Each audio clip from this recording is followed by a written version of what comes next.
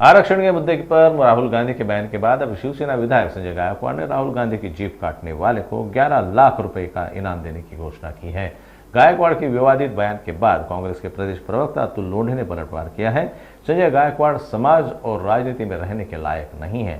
अब हमें बस ये देखना है कि क्या गृह मंत्री देवेंद्र फडणवीस गायकवाड़ के खिलाफ मामला दर्ज करते हैं या नहीं। संजय गायकवाड़ हा माणूस राजकारणामध्ये आणि समाजामध्ये राहण्याच्या लायकीचा नाही।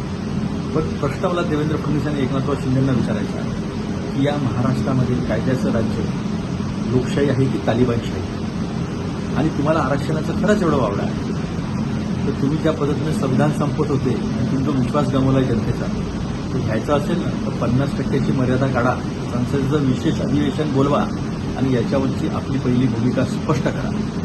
आम्हाला आता हेच बघायचं आहे की ज्यांच्या विरुद्ध पुरावे उपलब्ध आहेत आणि आमची मागणी आहे की सदोष मनुष्यवधाचा गुन्हा जो आहे तो संजय गायकवाडांवर दाखल करावा। बघायचं आहे देवेंद्र फडणवीस कायद्याच्या राज्याचे गृहमंत्री आहेत की एक समाज दुसऱ्या समाजासमोर ठेवून कसं भडकवता येईल याचा प्रयत्न करणार आहे।